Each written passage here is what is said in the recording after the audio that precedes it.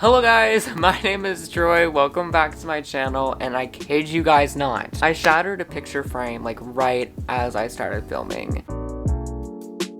But you know, Fridays are always messy, Fridays are always a bit chaotic. But guys, I don't make this intro too long because I have the juicy tea today. I have this biggest secret that you'll ever know. The publishing industries in March it's like insane. All the publishing companies kind of sync up and they're like, I'm gonna release all my books in March. Compared to January and February, there's so much more books happening in March than there is like any previous month. Like I was looking for some books that I wanted to read. Basically, there's a lot going on in March. So this video is gonna be like books that I'm excited about for happening in March. And then I'm also gonna talk about some books that are coming out later this month and books that did come out this month. So I have 2 books right here that I want to talk about, and we will. So yeah, let's just get started. Let's get started with the first book of March that is gonna be read by me because it's highly anticipated. Make sure to leave a like, subscribe, and you know, let's get into it. First up, on March 1st, we have Alicia in Atlantis, The Forbidden Vial by Nathalie Lane, and this is one of the most anticipated books of the year actually that I was really looking forward to because I think I got this in late December and I was like, I cannot wait to read this book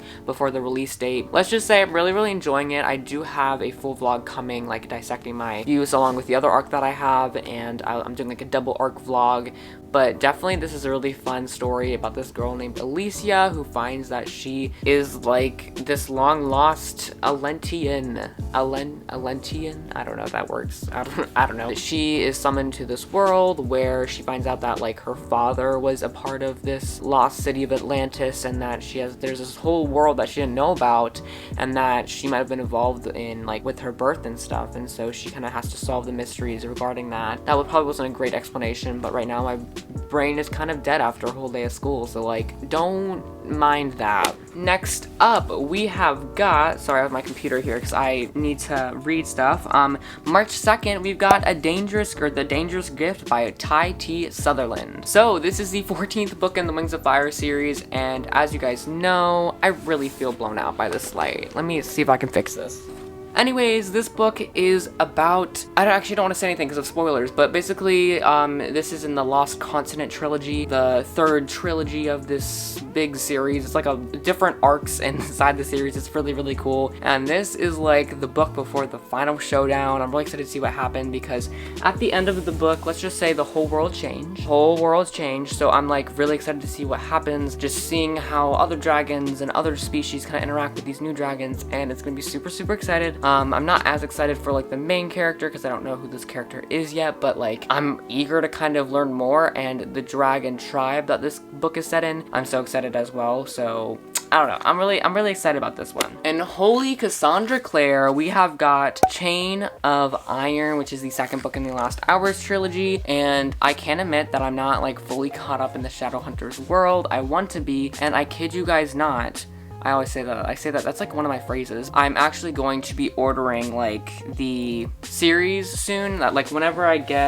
have like an Amazon gift card, I think, from Christmas, and I want to get the full series. I have the Infernal Devices. Now I just need to start getting some of the other books so that I can kind of get caught up and all that stuff. The book is coming out on March 2nd as well, and so excited for a continuation of the Shadowhunters Chronicles because all of it is really good. Love the romances in her books, love the plot, love the mystery, love the intrigue, and love the setting. Chain of Iron, so excited. I'm also so hot in this jacket. Oh my gosh. 4th up, we've got Infinity Reaper, which is the 2nd book in the Infinity Cycle by Adam Silvera, and I did not even realize that Adam Silvera was writing a 2nd book. That's on me, and I know I've seen this, but I totally forgot. And so like when I saw this, I was like, whoa. I was like, hold on.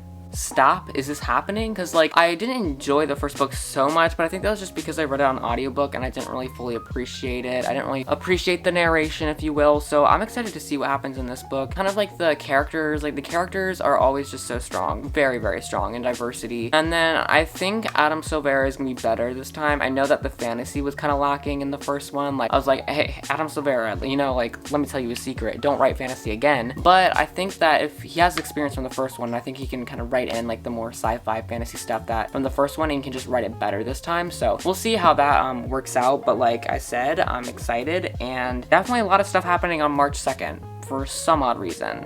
Like literally 3 books are getting released on March 2nd that are on my anticipated list. That just gives you guys a scope of what's happening. I almost did not hit the record button. Oops. On March 15th, we have got Phineas Fogg, Nine of Swords, book 1 of Phineas Fogg, and this is Nine of Swords, and this is like the big book that I'm really excited to read. And I guess I never realized it was getting kind of released in mid-March because I have a whole month now to read this book. I thought I only had like 2 weeks, but this is so thick and I'm so excited. Like the fact that the author wanted to reach out to me with this beautiful book and this beautiful synopsis, like I'm so excited. I'm pretty sure this book is about Phineas Fogg. It has like a really ambiguous summary, which I'm excited for. Like I don't even know what's gonna happen, but I think he kind of like gets invited to this like magical sort of like academy, military academy, and Water's Edge, the catacombs, and the jungle. There's like dangers around, and there's also going to be probably a wide set of characters. I really have no expectations going into this book.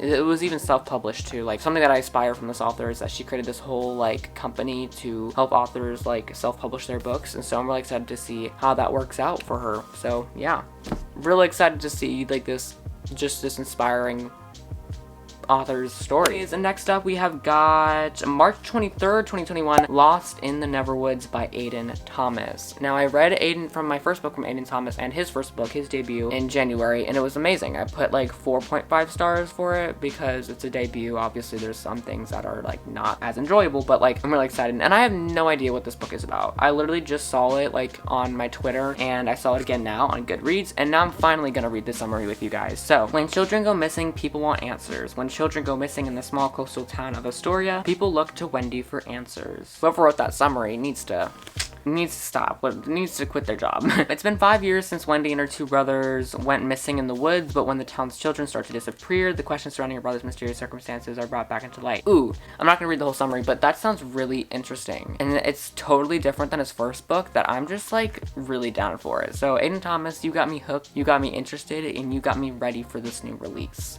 I'm probably gonna try to read this on audiobook, hopefully. We'll see. Last up, in terms of my most excited like March releases, we have Rule of Wolves, which is The King of Scars, #2. I have no idea what this book is about. This is just another one where I'm like, ooh, this is an author that I really like and I want to read from. I haven't gotten to the King of Scars series yet. Oh my gosh, the Thing is coming out on Netflix in March, and I still haven't read the series. I need to read the Shadow and Bone series trilogy, and then I'll be able to read the Six of Crows series from Leigh Bardugo. Then I want to read like the King of Star series by Leigh Bardugo, and then I want to read the final house, what's it called, like the 9th house series. Like there's a lot of stuff that I want to read from Leigh Bardugo, which is why it falls under my most anticipated releases of March, because like I just want to read all of her books. They're all anticipated. I'm just dying for the time where I can sit down and read one of Leigh Bardugo's books. Yeah, I'm just kind of going through some more like less popular books right now, which I have been liking to see so many emerging authors that don't have like the same popular feel. Like for example, Alicia in Atlantis, I can clearly see that this is a beginner novel for an athlete, but like I like that feel almost. It has like a homemade touch to it, and it's like not as like profound in a way, and so I don't know, I've been really enjoying some less popular books. Even like Bloodleaf by Crystal Smith, it's helping me read more, and I'll talk about it later. But yeah, those are all my anticipated books of March. Okay, so we're segueing into books that I thought was gonna go out and were coming out in February, and I'm so confused. On the Goodreads, it says A Sky Beyond the Storm, which is the next book in An Ember in the Ashes. It says that its expected publication is August 1st, 2021, but I'm fairly sure that I've seen this book in people's hands.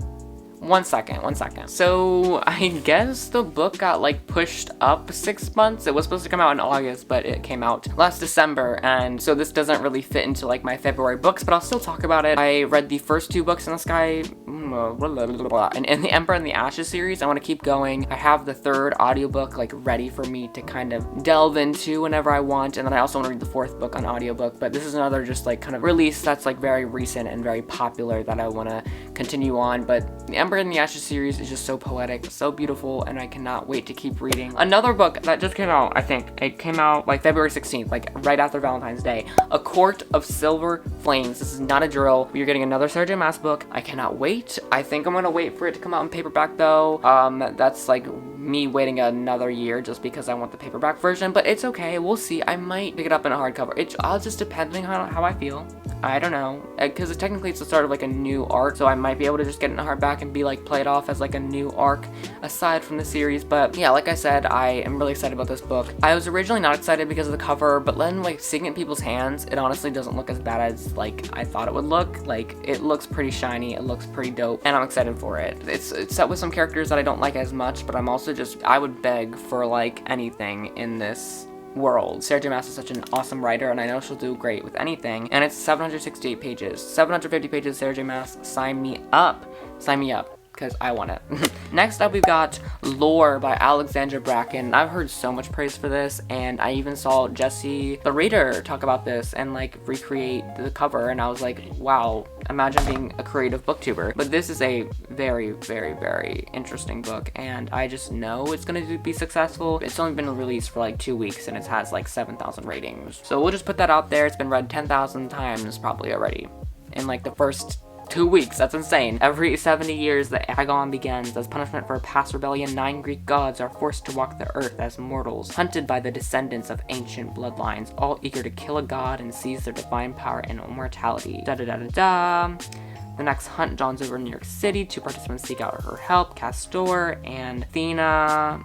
I think it's about like gods and like a modern twist on like Greek gods, and I'm so excited. It's gonna be like a better Percy Jackson, because I like Greek gods and I like modern kind of like twist on mythology, like how Rick Riordan does. I just didn't like Percy Jackson, so I think it's gonna be like a better version of Percy Jackson, kind of with like we're set with kind of like a civilian and a god, a struggling god, and it's gonna be interesting. We've also got Wings of Ebony, which is, I just saw the cover and I looked at it, and it's like another one of those that just caught my eye. It intrigues me. So, make a way out of no way is just the way of life for Rue, but when her mother is shot dead on her doorstep, life for her and her younger sister changes forever. Rue's taken from her neighborhood by the father she never knew, forced to leave her little sister behind, and whisked away to Gizon, a hidden island of magic wielders. Rue is the only half-god, half-human there, where leaders protect their magical powers at all costs and thrive on human suffering. Miserable and desperate to see her sisters on the anniversary of their mother's death, Rue breaks Gizon's sacred do not leave law and returns to Houston, only to discover that black kids are being forced into crime and violence, and her sister Tasha is in danger of falling sway to the very forces that claimed their mother's life. So, oh my gosh, doesn't that just sound beautiful? Doesn't that just sound so entertaining? I am very excited to read this whenever I get the chance. Like, the cover is beautiful, the synopsis is beautiful, a magic island wielder, what is it? Island wielders. Oh, a hidden island of magical wielders. I'm so excited. Like, magic and islands, I've always said this in the past, but magic and islands have always just mashed so well together, and if I ever wrote a story, it has to have an island and it has to have magic in it.